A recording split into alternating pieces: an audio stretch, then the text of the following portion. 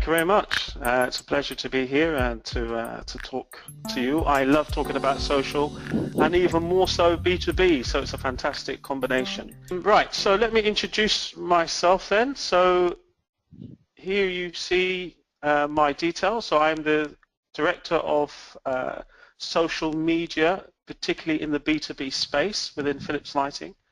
Globally, I sit in the brand communications team of Philips Lighting based in Amsterdam.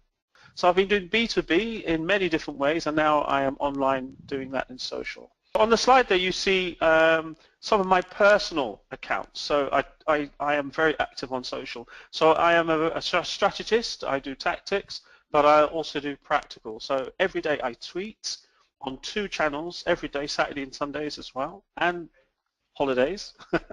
So there you see my Jedi Roach Twitter handle for social, but I also tweet about lighting. But I have a blog, Google+, Pinterest, Facebook, YouTube, Instagram, Vine, and a lot more. And so I find it very useful to test and to play with these technologies as well, and privately, so that I know how they work. And I test a lot of programs and things privately. That gives me a lot of idea where the industry is. So let me now dive into the topic that we have today, and start with of course strategy, because I think strategy is one of the first things that I like to deal with when I pick up an inquiry in Philips Lighting. It starts with that briefing, that customer briefing that I have with the requester, the stakeholder who wants to do something with social. And a lot of the time, for the first time, they're trying to understand this fantastic new medium, social media, and how it can help their business.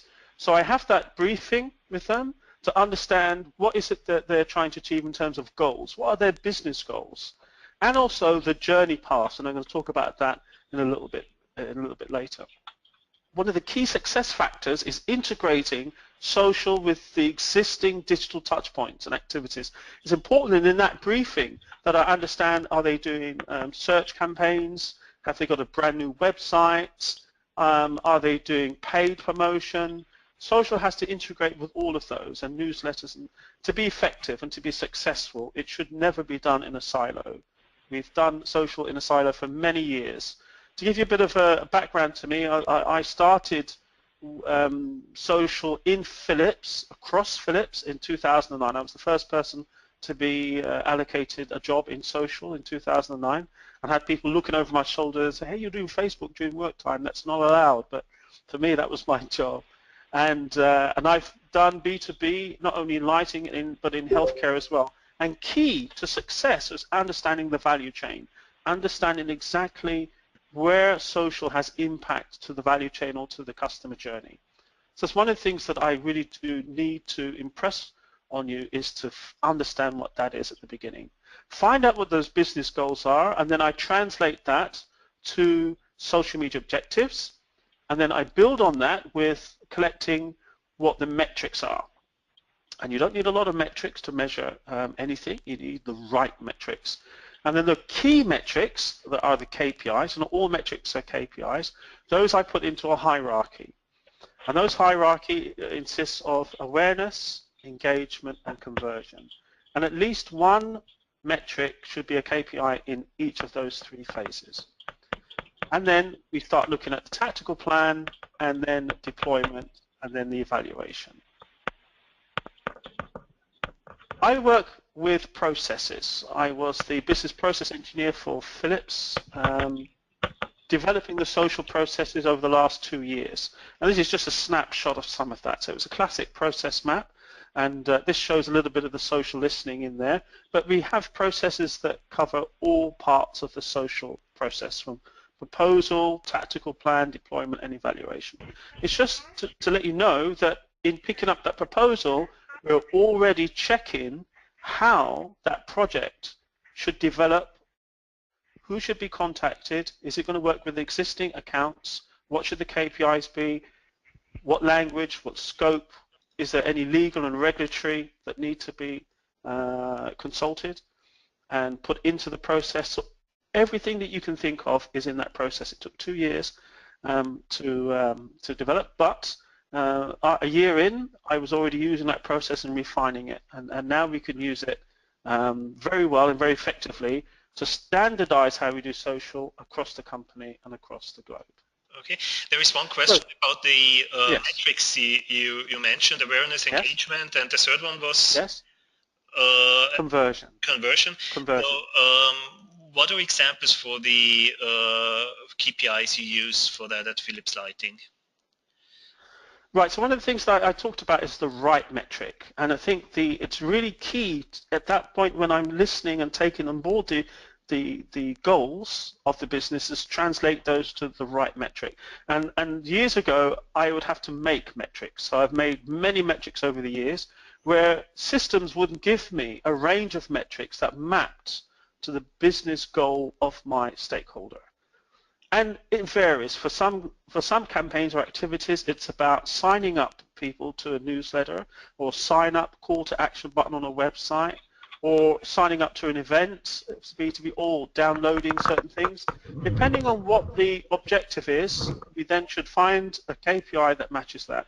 So one of the things that is really important to say is don't take the easiest metric to measure if it doesn't align to the business goal.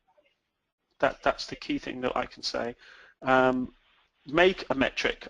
Years ago, I used to have to take data from several different people, different feeds, and combine them and make my metric. And then at the end of the evaluation, I would quote that metric and the value, and they would understand that is exactly matching to my business goal. So it's important to make sure that metric matches the business goal from that initial briefing. Okay, so can you give one concrete example for a metric beside those sign up for event or sign up for getting a brochure or something like that? So what do you use, for example, in awareness?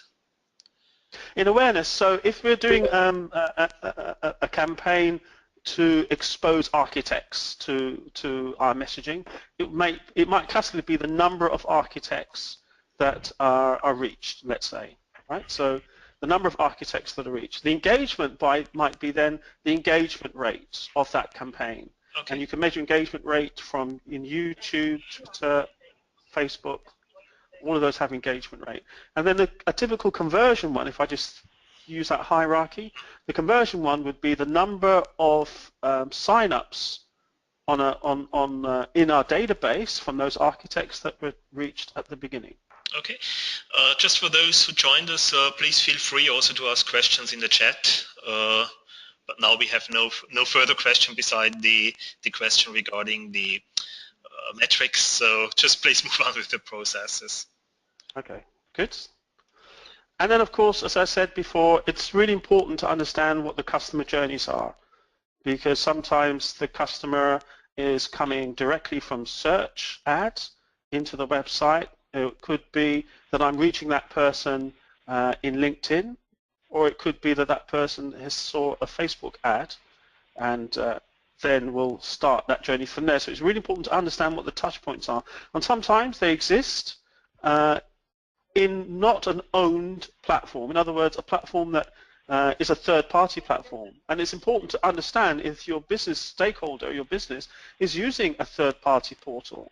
And here is just as examples. This is just an example where in an architectural sense, so I deal a lot with stakeholders who have architects, is that they're often in third-party portals like Archilovers and Archello and Architonic. So I have to find out where those customers are and see how I can get my message into those portals. And then, of course, you then have search engines and you have our owned media. So these digital touch points I will create into a custom ecosystem map. This is what I call this, an ecosystem map. I'll only put on there the third-party portals and our own media that's from the briefing that are going to be in the activity. And then I'd also detail the interactions. So are we going from the redesigned website that's been made to Instagram, or is Instagram also coming back to the redesigned website? So making sure that we understand from the outset where people are going to be directed to and where information is going to be supplied. That's key. Then I would also look at social listening, because it's fantastic to understand at the very beginning, before you do anything, what your key stakeholders are saying, what's important to them, what are their concerns, what are their aims, objectives. So social listening is a key element to understanding that before making the content. And I do this a lot in Philips Lighting. So I do social listening, I use various tools. This one you see here is from Sprinklr, and I use that to gain that information, and then I talk to my content marketeers to understand what type of content should be created. And here in this diagram you see just a couple of things. Here you see I've done a word cloud for the emotions around solar energy in an energy efficiency segment. So here, if I wanted to look at how people feel about solar, so I can give my stakeholder, this is how they feel about solar, the emotions, are they happy, are they sad, are they upset, are they clear, do they understand? And then here are the action words. So maybe my stakeholder is asking, what are solar experts doing in B2B for my campaign to actually have an effect? So here I'd look at the actions. Are they looking for people to provide information to them, to give them, to sell them information, to invite them to events? So I can look at different aspects, actions, emotions, and also just the very topics that they're talking about. These are all key elements to develop the content. And then, of course, you then start to look at content creation. And most of you have heard of the term content marketing. So I'm a very big advocate of content marketing. I have a list on my Twitter account that looks at content marketing, and I normally tweet or read something about content marketing every day from bloggers that I follow. So it's important to understand that once you understand what people are saying, how they feel about content as your B2B target audience, that you then create content that is valuable and relevant and that will drive action from that target group. So of course, and then you can also you mentioned tools, and then of course there's always the question coming, which tools besides Sprinklr you are using, especially in the social listening investigation. Well, I've just recently migrated Philips Lighting from Radian 6 to Sprinklr, and I find this a fantastic tool to use. But I've used lots of tools in the past, like Engager, Hootsuite, Mentions, lots of tools.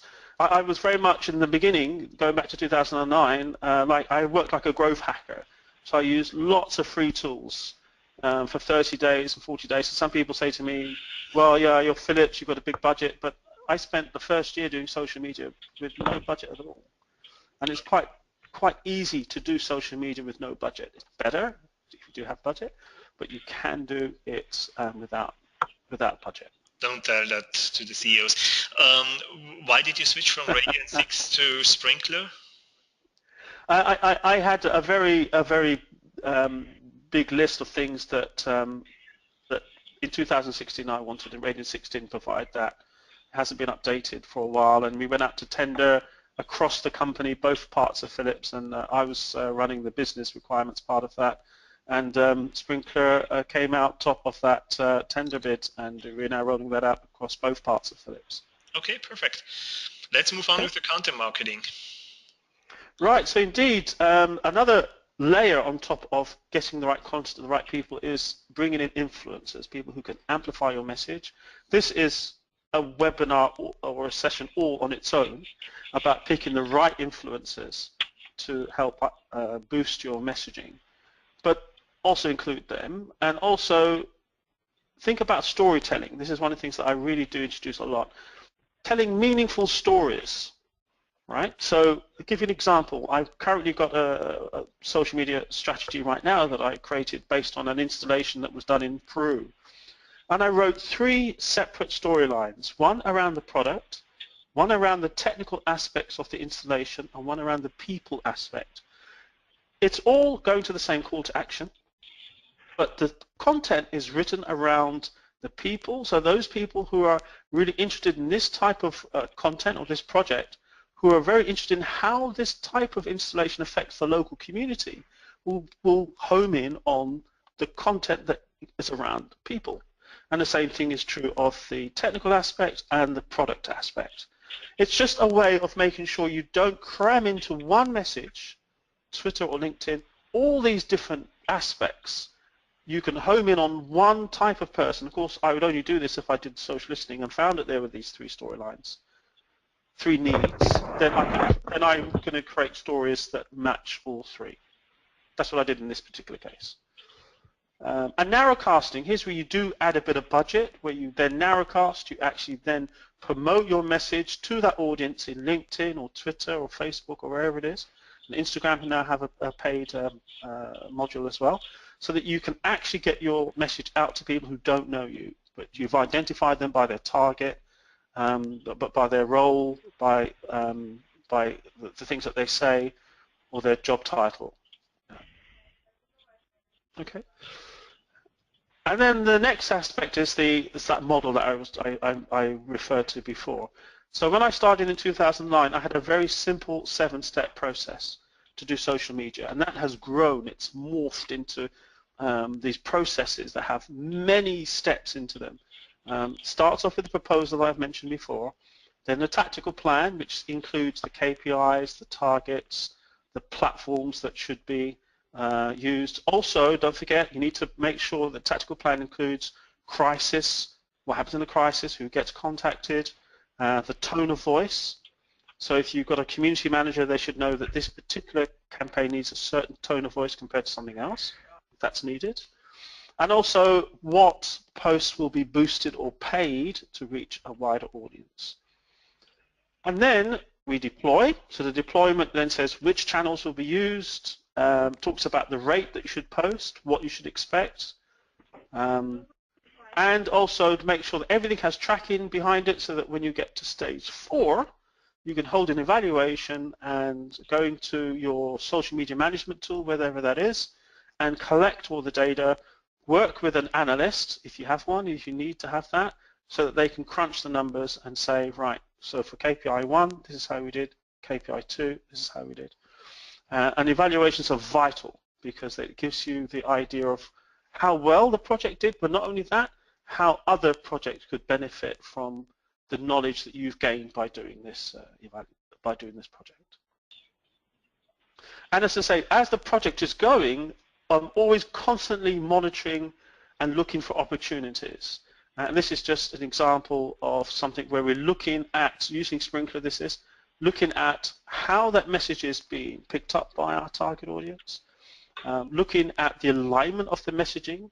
So I've had things where you start, looks okay, and then you start to see it veer off, not being picked up so much. Then in that case, a couple of times I've had to say stop, let's look at the rest of the messages, rewrite them a little, and then go again. And that sometimes you have to do that. Sometimes things change, something happen in your industry that makes that topic that you're talking about need a slightly different tone or wording. But then you need to make sure you're always monitoring what's going on, and I tend to have these tools on my mobile, my tablet, so that I can tell exactly when things are happening, and you can set up alerts. So if something is out of the ordinary, there's a peak where you don't expect it, you can dive in and find out what's happened. Maybe your competitor has just launched a new service or product that affects your campaign, then you need to react against that. But let me give you a case study, then we can have a little discussion. Let me give you a case study example. This is a recent B2B campaign. This one takes about 9 months to do. But it's actually one of my favorite projects to do in Philips Lighting. And this time, as usual, it's increased our visibility of Philips Lighting to our target audience, which in this particular case is architects.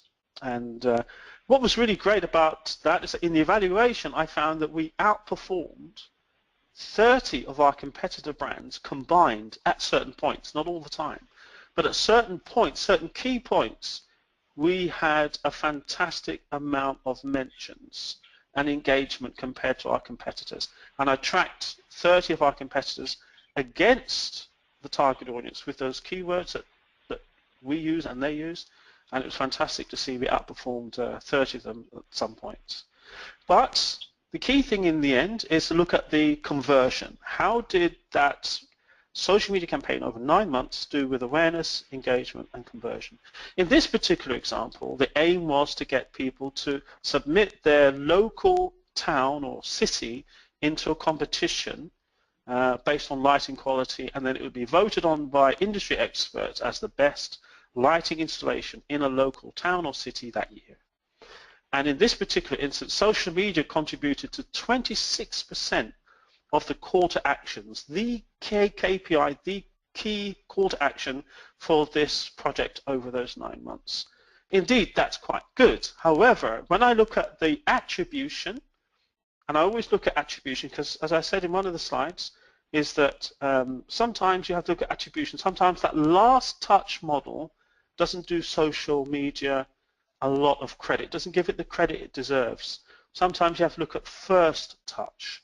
So first touch looks at what did the person do when they ended up at point X? What drove them there? The first thing that they saw, that's the first touch. And social media is very good at that. It's very good at the awareness point. And in this particular example, 87% of the people who came to the website came to it by first seeing something from our social media campaign. That's fantastic. That's the highest amount of first touch I normally get.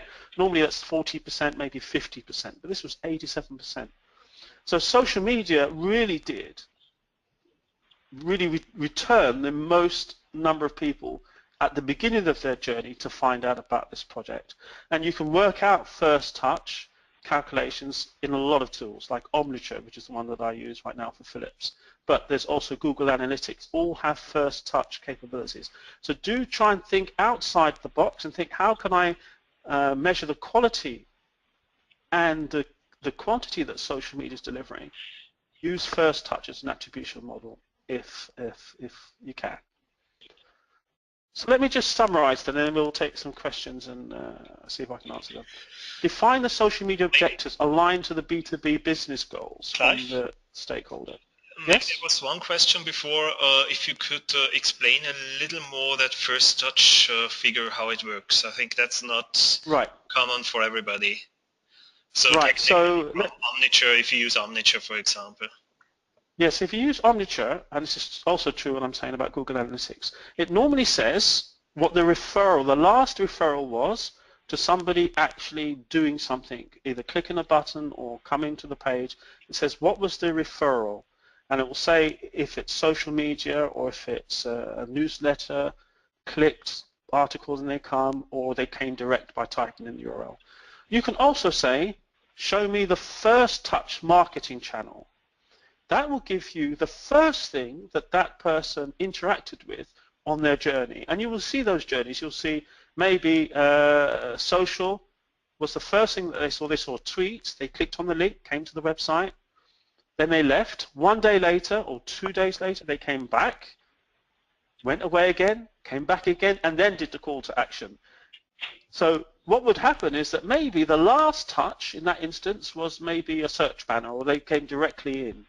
Then the stats would say, well, the person did the call to action because the last thing they did was that they typed the URL. But if you click on the first touch, it will say, actually, the first thing that they started their journey with was actually a social media post. This I found is a fantastic way to justify that social is doing its job. It's actually getting people to the site or getting people to start the customer journey. And sometimes it's sufficient to start with social and they end with social. They click the call to action and they're gone. That's fine. It doesn't happen all the way like that. Sometimes they start with social and maybe 2 or 3 days later they finish. So the tools sometimes then say, well, we're going to take up to 2 weeks or a week or 7 days, 8 days. That will be the period that we class the first touch still had an effect on what the person did. It does vary per tool, but attribution, I think just generally speaking, attribution I think is a key thing to make sure that social gets its fair credit for the result of your project. So hopefully that explains what attribution and first touch is. Absolutely. Okay, so right, so as I said, to summarize, then we can take some more questions. Key is to define the social media objectives. What are you trying to do? Base that on the B2B business goals. Define the right KPIs, not the easiest ones, the right ones, even if you have to make them. And use attribution model that fits. So if last touch doesn't work, use first touch. Create and distribute valuable, relevant content to drive profitable customer action. So look at your social listening results that you did before you did anything. Go to your copywriter or your content writers and say, look, people have a need. Can we write these content so that it really answers their need, or It really attacks this sweet spot that they have about our product. I'm always very against the press release kind of wording, because it talks about me, what I did, how good I am, how good my product is. Content marketing basically says you turn that around, you look at their needs, and you write the content from their point of view. Many times I've shown in Philips, that gets you 2, 3, 4 times more interaction in the end. Identify and track and grow your relationship with influencers. Tell those stories. So don't just always just come from one angle. Think about the different angles. It's a little bit more content, but you can find that you reach somebody who's really interested in the people aspect of something and not the technical aspect. A little bit of paid goes a long way. So try and boost posts to reach a target audience that's the right target audience, but outside of your owned channel reach. Rigorously check that the messaging is always on target as you go along, and be bold to say we need to stop, rejig something because something's happening in the industry, and then continue. And always evaluate at the end, did it work? What was the successes? What were the failures? And the last thing is to enjoy it. I enjoy doing social. I enjoy talking to people. I enjoy interacting with people. And I enjoy it when a good plan comes to a good, fruitful conclusion. So I always try and get my community managers, and when I talk to all the other people around the world, from Mexico to China to Germany to France, is to, once you've really done your homework, then just sit back and enjoy it, because it's only when you haven't done your homework do you actually have a reason to be worried if this is going to work or not. So that's the end of my formal discussion and case studies. If there are any questions, I'll be more than happy to take them on any related topic to this or just anything in general. Perfect. I turned on also all microphones now for those who want that. So please just start asking your questions or putting them into the chat. My first question actually would be around your team size, and how is your team organized?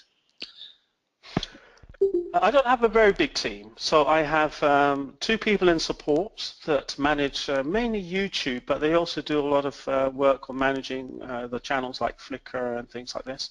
I also have 2 community managers that do my global work for me, so I have 2 based in London and they do that for me, but I also have relationships with all the other social media managers and local marcom managers as an extended team around the world, and that number's maybe 45, 50.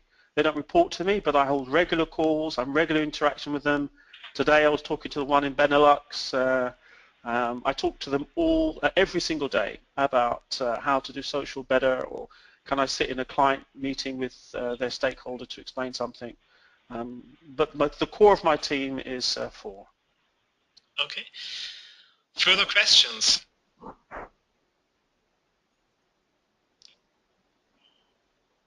Who goes first?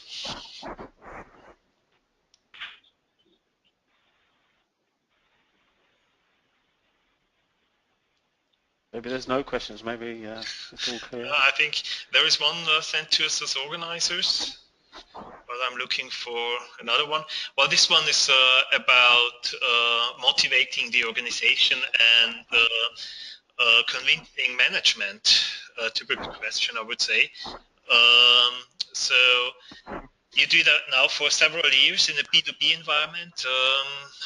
I believe Philips has also, well, lighting is maybe very interesting also for, not just for architects, but also for consumers. Yes.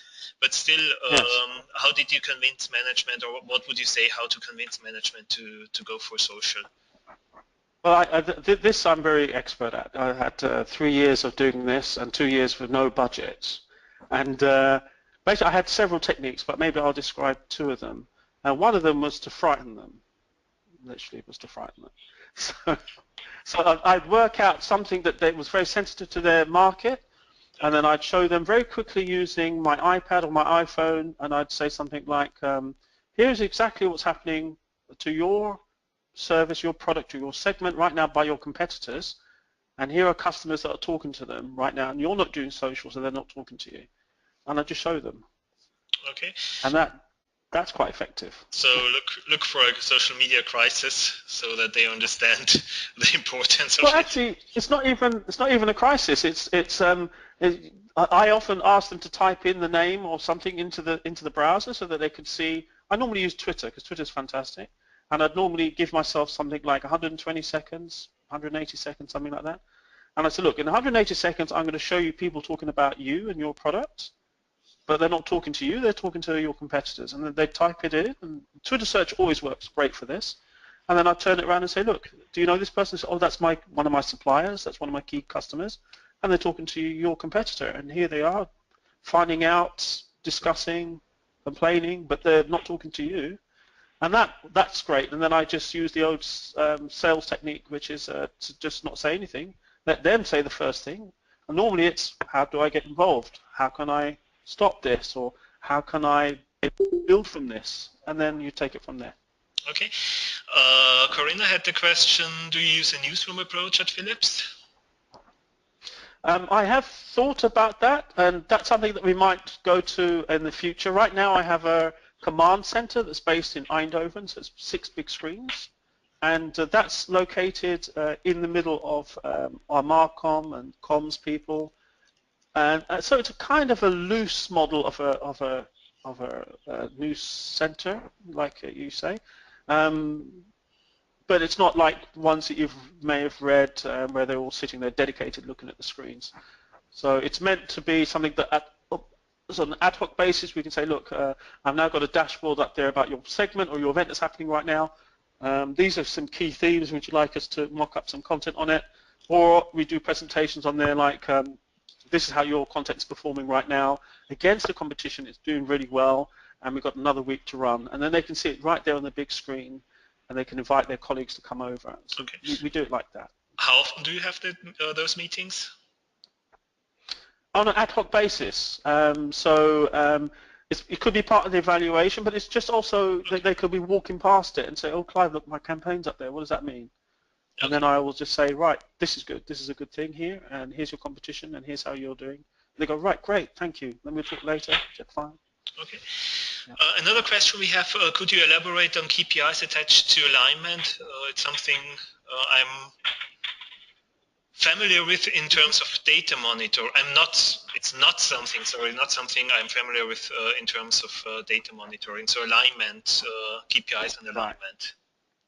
Well, I would say a simple one. It's one I was also talking to a colleague about today, is engagement rate. So normally I know what's a good engagement rate and what's a bad engagement rate. And then you can see it. So that's one of the things I monitor for how well in that second phase, so I talked about awareness, engagement, and conversion, how well people are picking up on the content by the engagement rate. And if the engagement rate is over 1%, that's extremely good. Sometimes it can be 2, 3%, but if it's above 1%, it's good.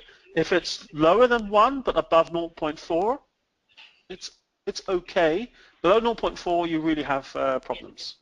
So if the engagement rate is dropping, then you need to do something. If it's increasing, your content is good and is being picked up. And so that's kind of one of the things that I look to keep an eye on. That's what I said about metrics and KPIs. It's not a KPI as such, not all the time, it could be, but it's one that I keep an eye on because it lets me know how people are consuming the content and moving along the story to the conversion point. Okay. Very typical question, what we had basically also already a little bit before, but what are your top 5 tools you use daily? Number one is Sprinklr. That's clear. Number 1 is Sprinklr. Number 2 is Hootsuite. I like Hootsuite. Number 3 is actually Twitter itself. If you click into Twitter and go into the analytics module, it's absolutely fantastic. I've done presentations on just how to spend an hour in there, learn about your audience as well as the normal advertising opportunities that are there. So Twitter is number 3. Number 4 is LinkedIn. So that's one of my top tools for B2B, obviously. You have a huge group of 60,000 people there. Their analytics module, I have good contacts at LinkedIn and I've told them they need to do better. But for what it is, it's okay. But I don't think if you're into B2B, you have to really use LinkedIn. That's 4. And number 5 Now that would be up for grabs, number 5. Actually, number 5 I would put to a tool like BuzzSumo. BuzzSumo is a really nice one to find out how people are consuming content. It's a free tool. You can actually, I also have a paid subscription to it. BuzzSumo is a really nice one. So I use that to just find out which content is working